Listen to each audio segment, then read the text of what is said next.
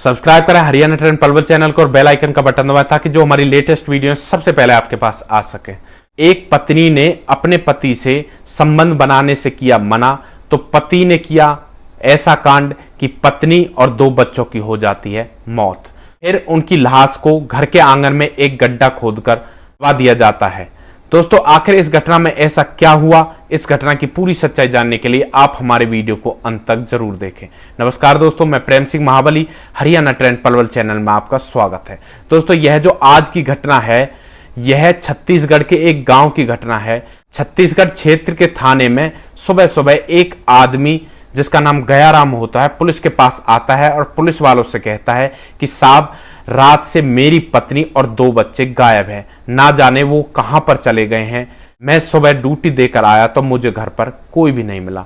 दोस्तों, पुलिस उसकी पत्नी और 2 बच्चों की गुमशुदगी की रिपोर्ट दर्ज कर लेती है और उनकी तलाश शुरू कर देती है।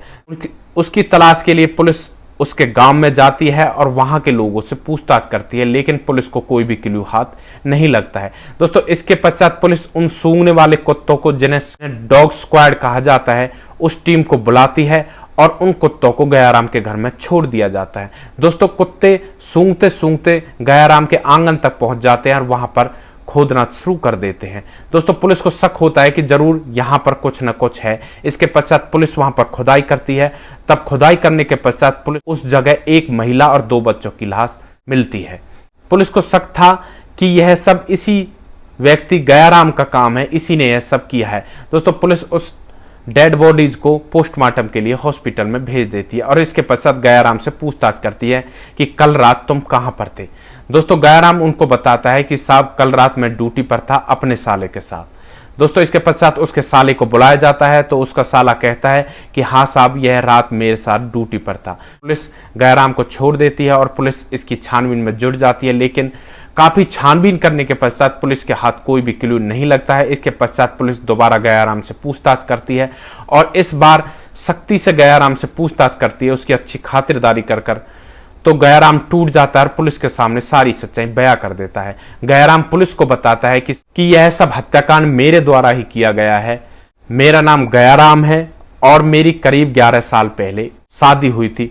मैं अपनी पत्नी के साथ अपने घर में रहा करता था। मेरी पत्नी शुद्ध शाकाहारी थी और मैं शराब वगैरह पिया करता था और मांस मदिरा खाया करता था। तो इसी बात पर हमारे घर में झगड़ा हुआ करता था। मेरी पत्नी मुझे पसंद नहीं करती थी क्योंकि मैं शराब पी कर आता था और मांस वगैरह खाकर घर में आया करता था। तो मेरी पत्नी मुझसे कहा करती थी कि तुम ये जो सब करते हो, मांस खा के घर में आते हो और शराब पीकर घर में आते हो, यह अच्छा नहीं है। इसलिए मैं तुमसे बार बार कहती हूँ कि तुम सुधर जाओ, लेकिन मैं उसकी बात नहीं मानता हूँ। लगातार यह काम करता रहता हूँ। इस तरह से हमारा समय गुजर रहा होता है और हमारे 2 बच्चे भी हो जाते हैं। मेरा बड़ा बेटा 10 साल का था और मेरा जो छोटा बेटा था वह 3 साल का था। एक दिन मैं जुए में बहुत सारा पैसा जीतकर घर आता हूँ, मांस खाकर और शराब पीकर घर में आता हूं और अपनी पत्नी से शारीरिक संबंध बनाने की कोशिश करता हूं, लेकिन मेरी पत्नी मुझसे मना कर देती है और मुझसे कहती है कि तुम मांस खाकर आए हो, शराब पीकर आए हो, नवरात्रि का टाइम चल रहा है, तुम मुझसे दूर रहो, और मुझसे दूर जाने के लिए कहती है। तो इस बात पर मेरा और मेरी पत्नी के बीच में झगड़ा होता है। तो झगड़ा इतना बढ़ जाता है, मुझे गुस्सा आ जाता है और मैं एक लोहे की रॉड लेकर अपनी पत्नी के सर पर वार कर देता हूं और लगातार उसके सर पर वार करता रहता हूं। मेरी पत्नी रोती है, चिल्लाती है और उसके चिल्लाने की आवाज सुनकर मेरा 10 साल का बेटा जग जाता है। वह अपनी मम्मी को बचाने के लिए मम्मी की तरफ दौड़ता है, लेकिन मैं उसके सर पर भी रॉड मारता हूं, उसको एक साइड कर देता हूं। जब मेरी पत्नी मर जाती है तब मैं अपने बेटे को देखता हूं तो मुझे पता लगता है कि मेरा बेटा भी मर गया है और वह पुलिस को बताता है कि मैं अंदर कमरे में जाता हूं और अपना जो दूसरा बेटा जिसकी उम्र 30 साल होती है उसको भी बाहर ले आता हूं और उसकी भी गर्दन दबाकर उसे मौत के घाट उतार देता हूं। इसके पश्चात मैं घर के आंगन में ही एक गड्ढा खोदता हूं और उन तीनों की लाश को उसमें दफन कर देता हूं और इसके बाद पुलिस के पास जाता हूं। जब पुलिस यह सब सुनती है तो पुलिस भी हैरान हो जाती है कि एक दरिंदा बाप इतनी हद तक गिर सकता है कि वह शराब और मांस खाने की वजह से जो आदत उसमें पड़ी हुई थी उसे दूर करने की बजाय, उस आदत को खत्म करने की बजाय अपने परिवार को ही जान से मार देता है।